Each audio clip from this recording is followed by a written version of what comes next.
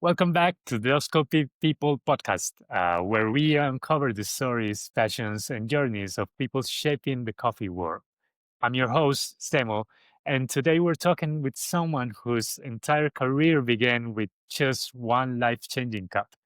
My guest is Michael, founder of Alinea Coffees.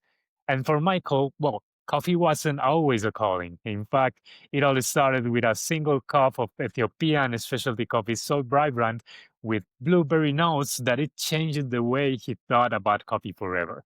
The moment became the spark that took him from life as a musician into a career as a coffee professional. In this episode, we'll explore Michael's first spark moment with coffee, how his music background still influences him today, what he's learned as a coffee expert, and his passion for Colombian coffees and the communities behind them. Michael, welcome to the podcast. How are you doing?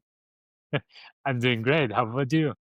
Doing good. Just running around in New Orleans, and it's a little hot here right now. So, a couple weeks out from the nicer weather, and looking forward to that. Really, it was a little bit heat here in Medellin too, but today I was telling you before it is kind of rainy, so it's getting a little bit cold, but it's okay. So, Michael, your journey into coffee began with a single cup of coffee. How did that moment influence the decision to eventually build a career in coffee? It's definitely a life changing, pivotal moment for me. I was a touring musician for about 8 or 9 years, and I never really thought about coffee, about what it tasted like or what I was drinking. I think you taste things with people sometimes, whether it's wine or coffee, and they're like, "Oh, it just tastes like coffee," or "it just tastes like wine." They don't really think about actual flavor notes, or maybe they haven't tasted enough things to discern those individual flavor notes past that. So for me, just being on the road 10, 12 hours a day and about 220 days a year, I was always looking for a caffeine fix and feeling a little groggy after that long 8-hour drive. You'd load in all this equipment and set everything up. And then while they were setting up the microphones, whatever city we were in, I would always try to go run to the closest coffee shop and get a shot of espresso, a cup of drip coffee, and then head back over, get ready for sound checks just to kind of wake up. And one of those moments for me, I was in South Carolina and this shop closed. I was running from the venue. I was like, I have 20 minutes until the shop closes. So I go in, and the barista at the time had just emptied out their blend, whatever they had in their grinder for the day. And he's like, "What can I get for you?" He's like, "I know it's late in the day. Can I just get a shot of espresso?" He goes, "I'm going to pull you a single shot of this Ethiopia we have. I just emptied out the grinder." I was like, "That's fine. I'll take whatever I can get at this point. I'm not going to be picky." So I remember he ground the coffee, and I didn't know what it was at the time. It was an EK43. It's a big grinder. It's like, oh, this is a huge grinder for this small amount of beans. And I remember like kind of laughing about that. And then he gave me the shot and said, "Have a great day." And I'm walking out, and I took a sip of it, and it just tasted like blueberry pie and vanilla. And for me, that was the first time I ever was able to pick out like, this is not just coffee or roasty. This is fruit. And I remember kind of stopping in my tracks and turning around and I asked him, I was like, "What did you put in this?" And he goes, it's a natural process Ethiopia from, I think it was a Harar variety, which is typical. You kind of have that blueberry flavor profile in that, and kind of more of a rare variety these days. And then he saw my head kind of spinning, and he saw the wheels turning, and me trying to think about process what he just told me. And I was like kind of confused. And then he points to this wall, and they had a giant flavor wheel that was painted on the wall. It's about 10 feet tall. And he goes, "These are all the flavor notes in coffee." And I remember that was kind of like a whoa. And it's reading around the wheel and seeing all the different tasting notes. I had seen that in wine before, and my dad collects wine, and he's talked about different tasting notes. So slightly familiar with that. And then I remember just kind of leaving there, not really thinking much of it. And I was like, "Oh, that was cool experience." And the last thing he told me is like, "This is specialty coffee. We're a specialty coffee shop, and we carry a bunch of different roasters, and a lot of coffees taste a little bit wilder than your average cup." So I remember getting back to the venue, sound checking, playing the show, and then I had a 12-hour drive the next day I remember being on my phone. I was like, let me look up specialty coffee. So I started looking at the inner workings of different coffees, and I started learning about what a wash coffee was, what a natural and a honey process was. And then I got back to New Orleans and I went to a couple shops, and I was like looking at the flavor wheel on my phone, and I was on a mission to taste everything. And I went into a local shop here in town with somebody who had been roasting coffee for 20 or 30 years. And I went in there and I was asking him about what coffees he was serving. And he's like, "Oh, you're into tasting coffees." I was like, "I'm trying to. I'm not. This is very new territory for me, but I want to learn how to taste all these things, or I want to taste all these things. Like, I want to taste strawberry. I want to taste vanilla. I want to taste cherry." So he starts pulling some coffees out, and he pulled me two different shots and started talking to me about it. And I was like, "Well, how do I get better at tasting?" And he goes, "Don't ever drink the same coffee twice." So that turned into kind of like another spiral of me just ordering bags of coffee from all these different roasters based on the tasting notes, not really knowing who the roaster was, whether they were really high end, low end. I just wanted it all. I had, I think a month in, I had about 30 plus bags of coffee in my My coffee God. cabinet. And I was looking at it, I was like, oh, this is wild. But I had a good time, and I was bringing those coffees on tour with me, and I became the nerdy coffee guy in the band, brewing coffee in the green room and before the show, after the show, whatever. But I really liked having my own coffee or control over what I was drinking while I was on the road for a couple weeks at a time. So then I was in the Portland, Oregon, and I think almost every shop there has a roaster in it and is roasting their own coffee. So I remember walking in and drinking the coffee and being excited about the menu. And I was the excited one. I was like, all right, let me map out all these coffee shops in the town. Which ones am I going to hit? I have an hour. Let me see if I can hit at least two or three and see what they have. And then I'm drinking a cup of coffee, and I remember being in front of this. The roastery was separated by this glass window and then this big couch in front. And I remember sitting there and watching them roast at the end of the day. And I was like, all right, well, looking down at the cup of coffee, I was like, this came from that. So then I became interested in roasting. No. Being on the road for hours every day, you have nothing to do but research and learn things. Went down the black hole of coffee roasting and how different coffees are roasted. And then that became my new obsession. So then I remember getting home. I had a few weeks off. I was like, I'm going to buy a coffee roaster. I think for about a month straight, I was looking at what kind of roaster I wanted. At the end of the day, I was like, I want a mini production roaster. So I bought this little ARC 800-gram roaster from Crop to Cup importers up in New York. And they were super helpful at the time. I got a Brazil and a washed Ethiopia, two different bags, 50-pound bags from them. And I had no idea where to start. And I just remember turning the roaster on the first time, and I had to season the roaster. So you're just cranking it to get it very hot. And then you're roasting all these coffees super dark to kind of get some oils on the machine and burn off whatever chemicals are there from the process or the production facility. And those coffees came out super oily. And then I remember roasting the Brazil and then roasting the Ethiopia, two completely different kinds of beans. And I remember tasting them the first time, and I was like, "This is horrible." So, So weird.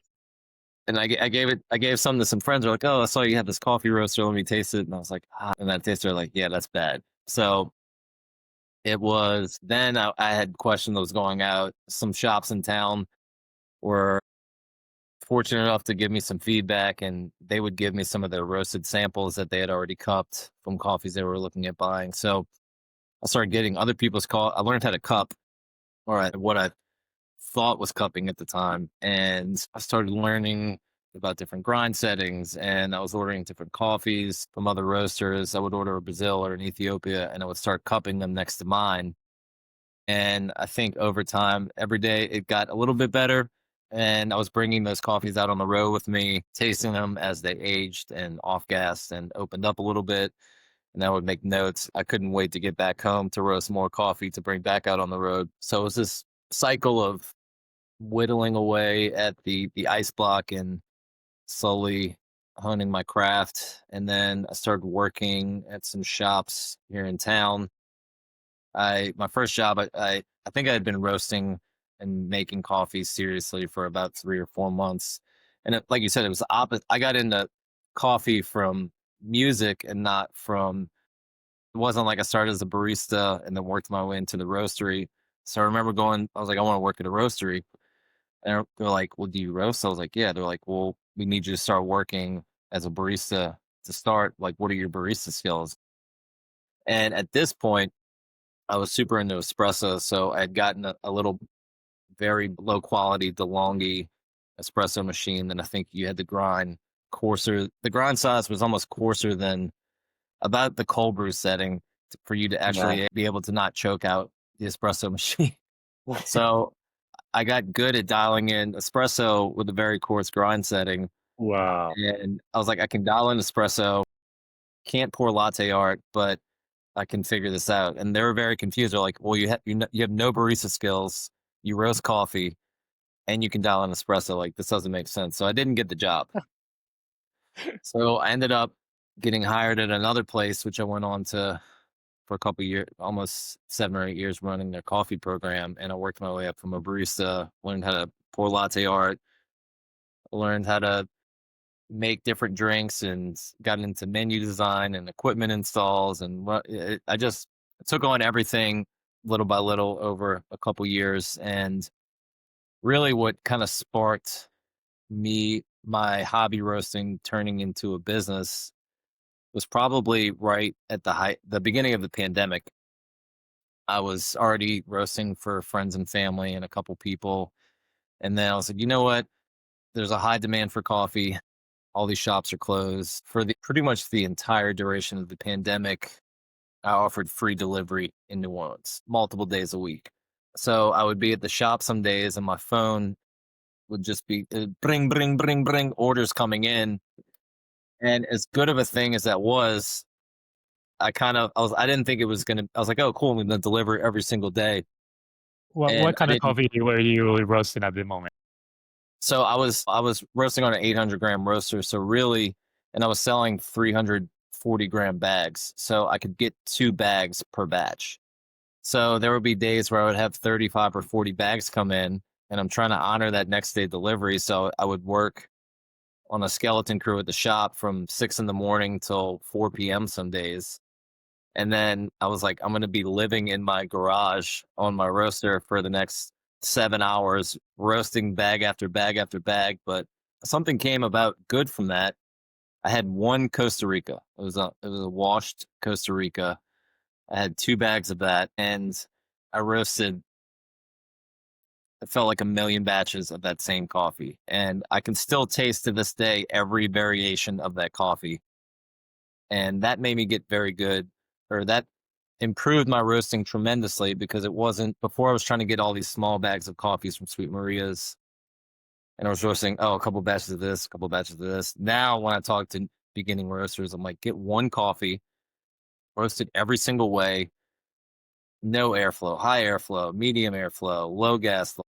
It's taste every version of that. It might not be the outcome that you want, but you have to have all these controls in roasting and just change one thing. And there's so many variables in roasting, from gas to airflow to drum speed to the temperature that you're roasting in. I mean, there was days in New Orleans where I'm roasting in the garage where it's 100 degrees, and then you're roasting the same coffee in the winter when it's 40 degrees, and and you're being outside. You're not in a controlled roasting space with a somewhat of a constant ambient environment. So you're learning how to approach this same coffee with every kind of variable. So it's like, all right, well, let me keep the gas the same and just affect the airflow. Let me mess with drum speed, and then cup, cup, cup, cup, roast. And just it's that same cycle over and over, which it's fun. And I think that's what I love about roasting is there's no shortage of knowledge. There's no end to the learning process. You're always on your toes. The coffee has life to it. It's slowly losing moisture the longer you have it. So you're learning how to roast with gut instincts, which is now when I get a coffee, I can kind of at least know a starting point for it. I'm like, okay, cool. I've roasted 20 different washed Ethiopias up to this point. I can at least know that it's going to need to be a denser coffee. I need more airflow. I need a little bit more heat up front, but I want to develop it short to kind of accentuate those florals and where the coffee tastes the best, what it's known for, and where it should be roasted to. So that is pretty much how I got in from the point of being a musician up until now, where a full fledged coffee roasting business. That sounds really exciting journey. I mean, it really sparked like a passion on you. It was a 180, and I would see people when I eventually stopped touring full time. People would see me from my music life, and they'd be like, "Oh, like what bands are you playing?" I'm like, "I'm actually roasting coffee," and they're like, you see the confusion. They're like, "What?" What? They're like, I guess I'll buy coffee from you now." So now it's a lot of. I still have a ton of musician friends to this day who I'm working with in some capacity, selling them coffee for their band with their band's label on it for an item for their merch table. So it's this cool. I've found a way to put the coffee back into the music world. So that's been a fun adventure to still keep in touch with some of those people and show them my new life. When it comes to roasting, what excites you most about creating coffee for people to experience? So I think something that I really love doing is when I get a coffee from a producer, a specific micro lot, I'll ask them, I'm like, who else has this coffee in the US or Canada or the Europe somewhere? And I'll try to order the same coffee from those different roasters, and then I will cup it next to my coffee. And I think the beauty of it is as your own roaster, you learn your own things, and you have this expectations of this small little box of where you think this coffee only tastes good. When I'm sample roasting or I take the sample roast profile to the production profile, the first batch, I'll start pulling out beans at different temperatures from right after first crack until a little further past where I think I should drop it. And I'll cup all those and be like, okay, cool, from 95 degrees Fahrenheit to 418 degrees Fahrenheit. Where is it kind of tasting the best? And then I'll kind of backtrack a little bit in terms of time or different where I'm at in different parts of the roast. And I'll kind of cup those and like, okay, cool. Like I think it tastes the best at this end temperature with this slightly shorter Maillard point of the roast. And then you get the coffees from other people and they're all roasted completely differently, super light, a little bit darker. And I'm like, oh, I don't think I would have done that. But then you cup them and they all taste so good. And I think that kind of shows you that it's not, sometimes it's your palate or your preconceived mindset or the things you've learned where it can be limiting sometimes. But I think ultimately it's up to you at the end of the day to get this beautiful coffee from origin at these farms, and you get to leave your own thumbprint on it of how you want it to be interpreted.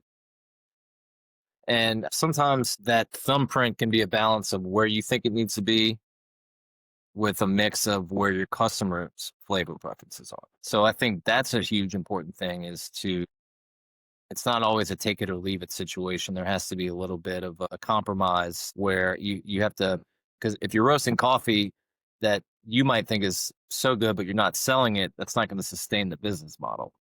So I think you have to be a little bit more open minded on approaching coffees. But what excites me about roasting just overall is getting a new coffee and trying to figure it out and kind of crack the code to get it tasting the best. And I like that there's coffees where I feel very good, very upfront with a cool 2-3 production roast. And I'm like, it's where it needs to be. But there's also coffees where I have 3 or 4 bags of it and I get to the very last roast and I'm like, that's the one. And then it's gone. So you're always on your toes, sourcing new coffees, keeping up with the supply chains, trying to get new coffees in and just keep up with the demand. and I'm never bored.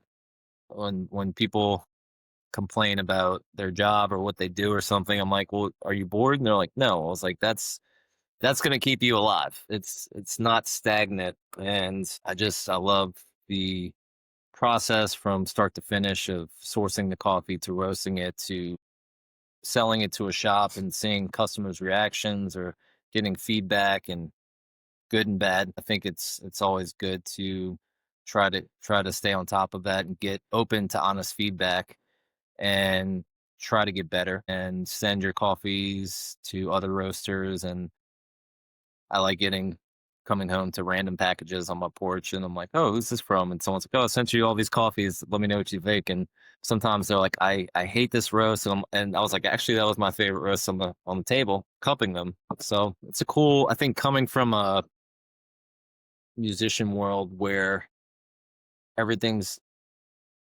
so cutthroat and everyone's trying to like I love the musician world, but everyone's trying to steal your gig and like not always help you and everything. But the roasting community, everyone's like, "What do you want to know? Call me. Here's my number." I adore that. It's a nice breath of fresh air. Yeah, the coffee community is really united and it's really charmful. So, talking about music, do you see a connection between music and coffee today? Maybe in creativity, rhythm, or even performance, or somehow? So I always being in a lot of recording studios and mixing and mastering music. There's these EQ curves of like you have your lows, your mids, and your highs. So you're trying to shape this sound to to fit in other instruments from other tracks and to make it sound good on across all the speaker systems, whether it's Apple headphones or your car stereo. I would be out there with my laptop. I'd be plugging into the car after I mix something and be like, "Oh, let me see how it sounds in my car." I'm like, "Oh, this sounds bad. This sounds bad on Apple headphones. This sounds good on this system." So you're trying to find this balance of the sound. And that has been so ingrained in me that when I'm roasting coffee and tasting, some people are like, "Oh, I taste in colors, I taste in shapes." I can kind of taste I tend to not taste in colors, I taste in terms of shapes. You think about these spikes and flavors and everything, but I think about things as being in balance, and I think about whether it's making a blend or roasting a coffee, I'm like thinking about it from an EQ setting in a recording studio. So I'm like, okay, I think about the acidity, obviously being the highs, your kind of bigger body being the low end, the base, and then you have your sweetness, which to me is like the mids. The mids kind of tie the room together because you can have this very like low end sound with highs, but if you have no mids, it's just this hollow thing. So when I'm cupping, I'm thinking about like, okay, like how do I emphasize, bring out more sweetness to kind of tie this coffee flavor profile? Because you want everything to be balanced, even if it's a single origin. You want this overall flavor, but you want some separation in your flavor notes where you can kind of it's not as muddled. So, and even when it comes to like making a blend, I'm like, okay, cool. Like, what's my low end base, bigger body chocolate notes going to be? It's going to be my Brazil. What's going to be my highs? It might be a wash coffee roasted a little bit lighter from Colombia. Oh, what's going to be my sweetness? It's going to be a Central America kind of roasted medium, not too dark, not too light.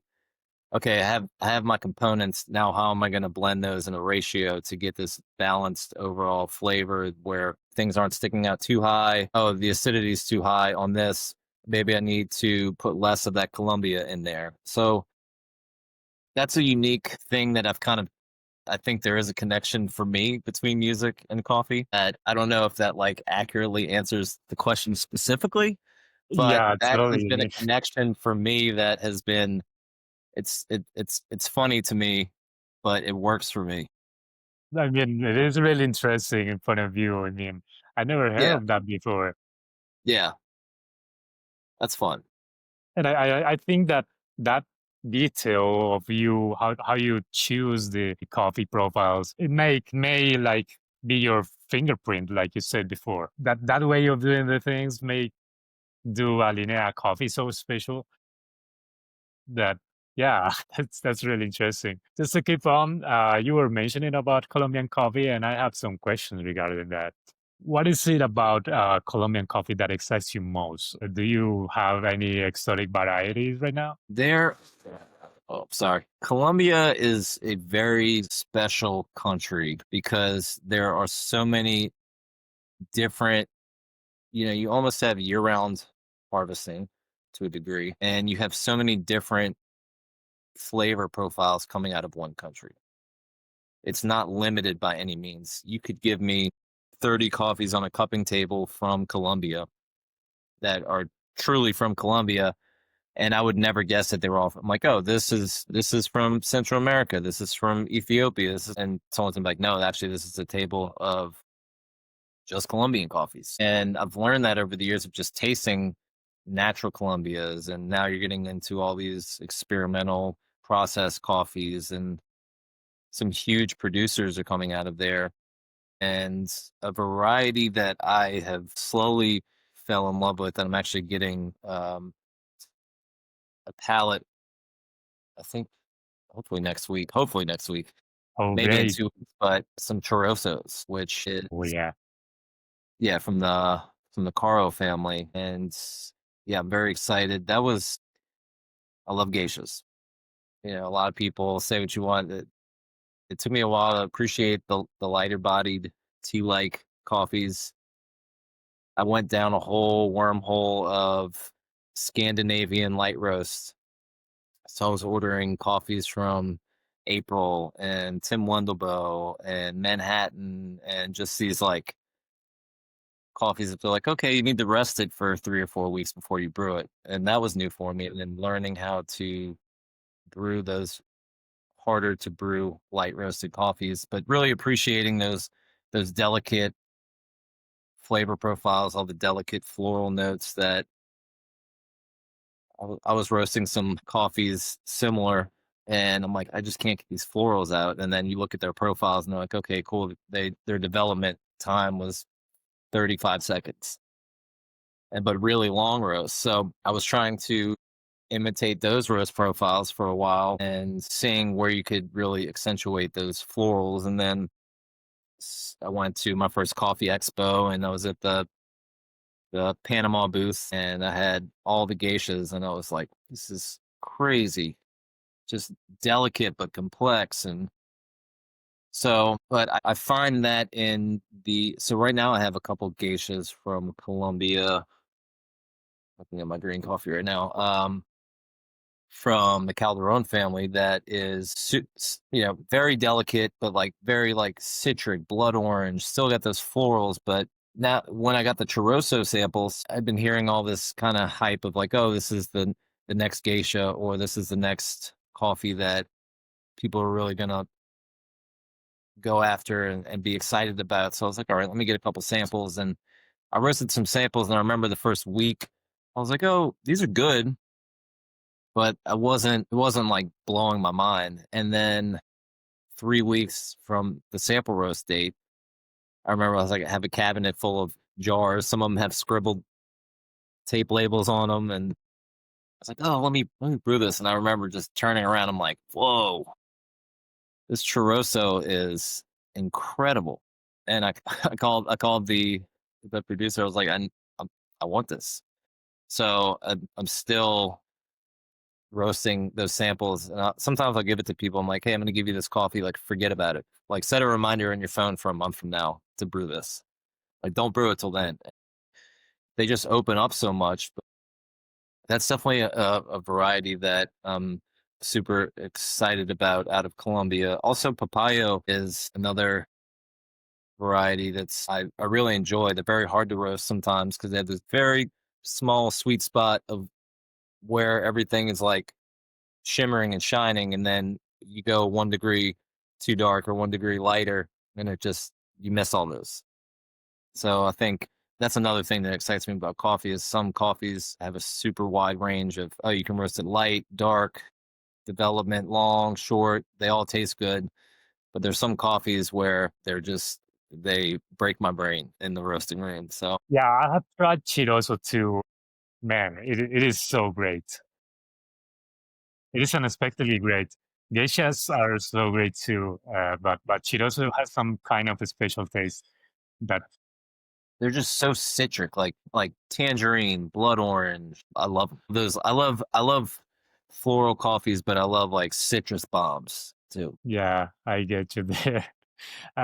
You are planning right now to coming into Colombia. You are planning a trip to Colombia. Why is it important for you? What are you hoping to learn or experience here? I really want to. I feel like at this point, I've bought every coffee brewer. I've brewed every coffee, every which way. I've roasted just most origin coffees, and now I'm just curious to like get my feet on the ground at the farm and learn more about that process and about the time that goes into it and the discipline, processing times and stuff like that. And just processing is something that I want to know how it's made. That's always something that has been coming back to my dad kind of collecting wine.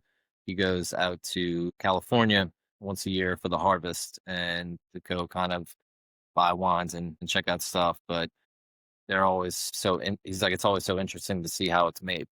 And I think that's important for to effectively communicate that to your customers and for yourself and just seeing how these coffees are being produced and creating a positive feedback loop between the roaster and the producer and watching those improvements happen at the farm and watch I've seen there's a couple people that have bought coffees from 5, 6, 7 years now, and every year the coffees are getting better.